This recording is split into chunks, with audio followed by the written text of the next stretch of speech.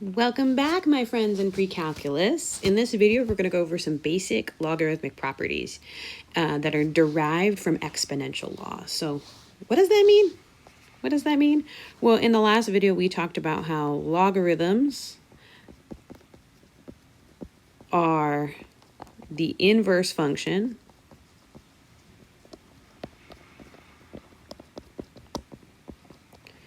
of exponentials.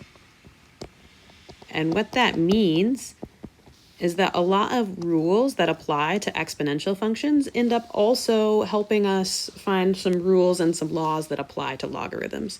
So when you see the phrase derived from in mathematics, it usually kind of means based on, would be an English way to think of that phrase.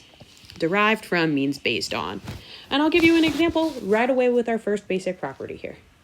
So we have one property of logarithms. This, you could call this a law. You could say that a log with a base of b of the number 1 is always equal to 0. And you might say, why is that, Sarah? Well, let's do some examples. Let's use a real number instead of using a number like b. Let's say, why don't we find log base 2 of 1, log base 3 of 1, and then log base 4 of 1. And if you think about this based on the definition we did in the last video, what this is really asking you is it's saying, look, 2 raised to something is equal to 1. 2 raised to some power equals 1. And this is telling you 3 raised to some power is equal to 1. And this is telling you 4 raised to some power is equal to 1. Well, if you remember your exponential laws, you remember that any number raised to the 0 is equal to 1. So I know that the number we're looking for here is actually 0, because 2 to the 0 power equals 1. 3 to the 0 power equals 1.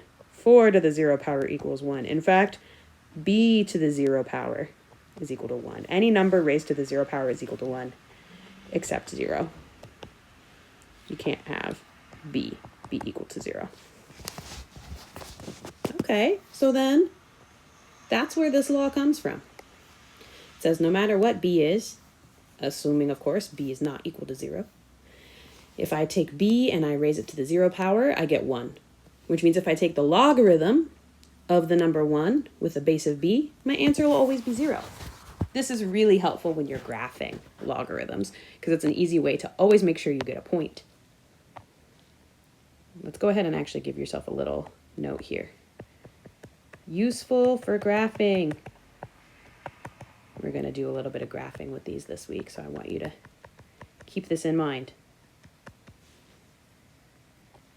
So that's one property we have to work with. We have another cool property here, which tells us log base b of b is equal to 1. And I'll give you another example. This is another thing that comes from exponentials. Let's say I have log base 2 of 2. I want to know what that's equal to. Remember, this is asking you, if I take 2 and I raise it to some mystery number, 2 to that mystery exponent will equal 2. Well, since I know that this 2 has a kind of invisible exponent of 1, I know that my answer, my mystery number here has to be 1. You can hear my baby in the background saying, oh no. And you can even solve this, like if I asked you guys, I said, tell me what's the log base b of b equal to, question mark, you would tell me, well, Sarah, that means b raised to the question mark is equal to b. And this b has an invisible exponent of 1, so that question mark has to be equal to 1. And this is another useful property that we have here. This is what it means that all of these laws are derived from exponentials. Let's do another cool one. This one takes a little bit more thinking, but I think you'll see it once you see it. So if I have log base b of b raised to some power x, that's always going to equal x. Let's do an example. And I think you can see this even the long way. If I took log base 2 of 2 squared, this rule tells me that I could kind of look at these two things, this b and this b, as canceling out. And I know you guys love to draw a little red line through things. And then I would say that's equal to 2. And you'd be right. You would totally be right. But let me show you the logic another way behind how this works. If I take log base 2 of 2 squared, I want to know what that's equal to. Well, this 2 squared here, I know that's 4. So I know log base 2 of 2 squared, well, that would be equal to log base 2 of 4, because 2 squared is equal to 4. And now I can kind of use that same trick I keep using, where I say, all right, log base 2 of 4 is equal to some mystery number. So 2 raised to that power, that mystery power, is equal to 4. And I know that makes my mystery number equal to 2. 2 squared is equal to 4. So our answer here would be 2. Same either way.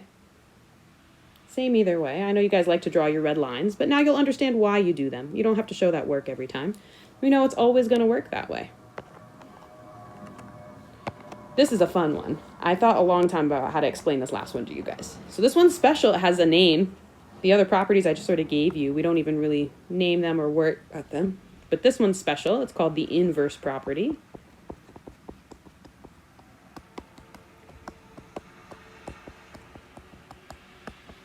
And it tells us something really cool about logarithms. So it says if I have b and I raise that to this crazy looking exponent, log base b of x, that actually equals x. So something wild is going on here where I'm able to like totally cancel out this logarithm and this base somehow by raising the exponent. Let me show you with an example how that works, because I think if I do it the long way, it'll be a little bit easier. And if I do it with a number, sometimes it can be a little bit more concrete, a little bit more helpful. So here's an example. Let's say I had 7 raised to the log base 7. Oh, I changed my example in my notes. I'm so bad, you guys. Not 7 raised to the log base 7. That's going to be too much work. I made a nicer example for you. I gave us 3 raised to the log base 3 of the number 9.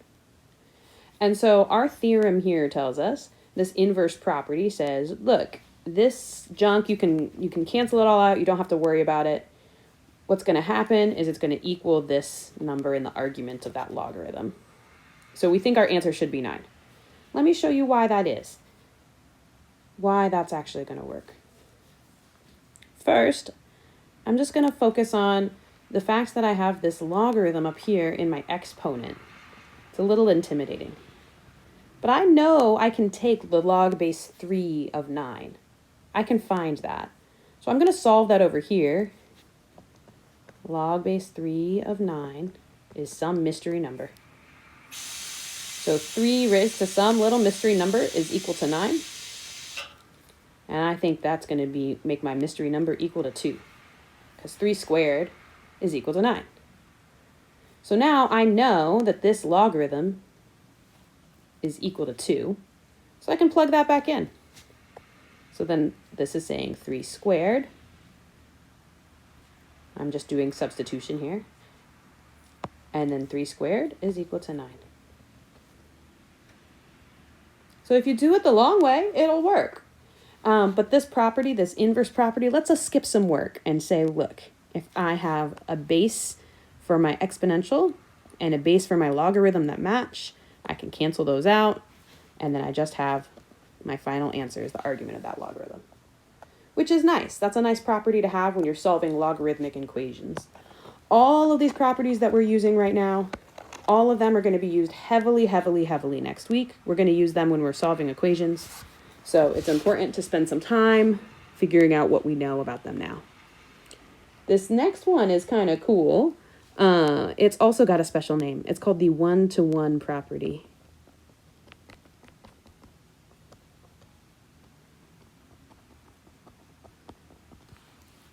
And it's going to let me teach you some cool math jargon as well. So it tells us if I have log base b of some number m equal to log base b, sorry, my handwriting's so bad, guys. I'm working on it, promise, of n, that's true if and only if m equals n. So let's talk about this. This tells us that log base b of m is equal to log base b of n, and that means that m has to equal n. This phrasing, if and only if, is kind of interesting. So what it means is, if this is true, if I have a number, let's say I have log base 2 of x equal to log base 2 of y, that means if this first statement is true, then x has to equal y. That's the only way it's going to work. Log base 2 of x can be log base 2 of y only if x is equal to y. So only if that's the case. So that's true, but it's also true that if I have two numbers, let's say, let's use x and y again. If x is equal to y, then it has to be true then that the log base b of x has to equal y, equal the log base b of y. And this is going to help us when we're solving equations. I think you can even start to see this develop a little bit. Let's say I had a number over here. I had 3x is equal to 2 to the x power. And I'm trying to solve that equation. Well, I can use a property here. I'll give you guys a second to figure it out. I want to bring this x out of my exponential. I want to cancel that exponential some way. And I can actually use our third property here. Let's take a look. Just remind you what it is. Our third property says that if I take the log base b of b to the x, I can cancel out my base. So what this would allow me to do is solve this equation by taking the logarithm of both sides. I can take the log base 2 of 3x, and that's going to be equal to the log base 2 of 2x. And then my third property is going to let me cancel these out. So I can say that the log base 2 of 3x is equal to x. Cool. And then now I would have another big problem because I would have this logarithm over here and I'd have to figure out what, if anything, I was going to do with that. But I now know how I can bring that exponential out, which is kind of cool. All right, but I'm getting distracted. That's our one-to-one property and some math jargon. So far, we have been working with really nice logarithms that have whole number answers. So I've been giving you guys cute, fun little examples like this. I've been saying log base 3 of 27 is equal to something. And then you're saying, okay, well, 3 raised to the something power is equal to 27. Nice. All right, I know that that's 3 cubed. Then, okay, so log base 3 of 27 would be equal to 3. We can also do logarithms that have not nice answers, that have decimal answers. So here is an example.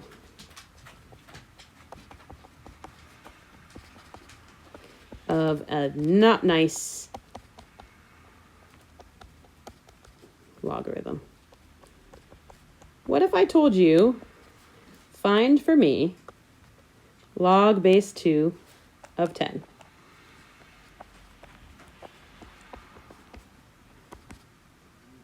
What is that value? And so you're a good math student, so you go to your tactic and you say, okay, 2 raised to some power is equal to 10. What is that power? And you go through and you say 2 to the 1 is 2, 2 squared is 4, 2 cubed is 8, 2 to the 4th is 16. Uh-oh. I haven't gotten 10 as an answer, right? I'm stuck. I mean, I guess it's probably somewhere between 3 and 4. 2 to the 3rd is equal to 8, and 2 to the 4 is equal to 16. but I want to know exactly what that number is. Some of you have lovely calculators that will allow you to just type in log base 2 of 10. And if you do that, you'll get a number that's approximately equal to 3.32, which is in between 3 and 4, like you'd expect. Yay! But some of us do not have calculators that let us put in different bases, especially on older calculators or on scientific calculators that have less detail. You have two options for your base. You can just push the log button, which doesn't have any base listed, but what they mean is base 10. So you could take log base 10 of 10, or you might have this ln button on your calculator. ln actually means log with a base of e. I don't know if you remember that e character was an irrational number that came up when we were doing exponentials. But as you can see, there's no option for log base 2. So what are you supposed to do if you have an old calculator? Are you supposed to go spend $100 on a new calculator? Yo, no way. You know that's not my answer. So here's what you can do. You can use something called the change of base formula. And that's going to let us figure out how to find any logarithm that we need in our calculator, even if our calculator only has these two options. So here you go. Here would be an example. Here's the formula. It says if I have log base b of m, that's the same thing as if I take the quotient of a log base n of m divided by log base n of b. So I can change my base. So let's go back to that example where I said, what if I'm asking you for the log base 2 of 10? And your calculator doesn't have option for log base 2. Here's what you could do. You could type in, this is equal to the ln of 10 divided by the ln of 2. And I'm putting here, the 10 is going into the numerator because here the m goes into the numerator. And here the b is going into the denominator. So this 2 is going into the denominator. And here, the base n, I've replaced it with the base e. That's where I'm using that ln natural log.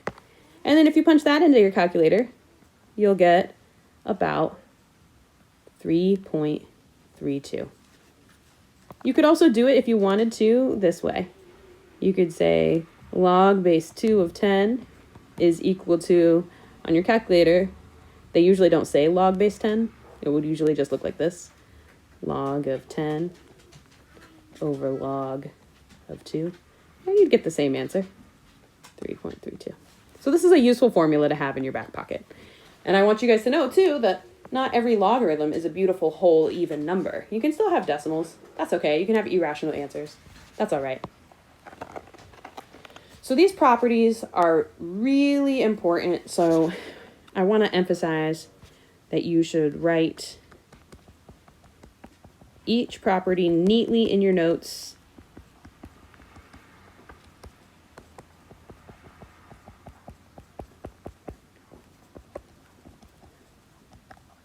And start working on memorizing them.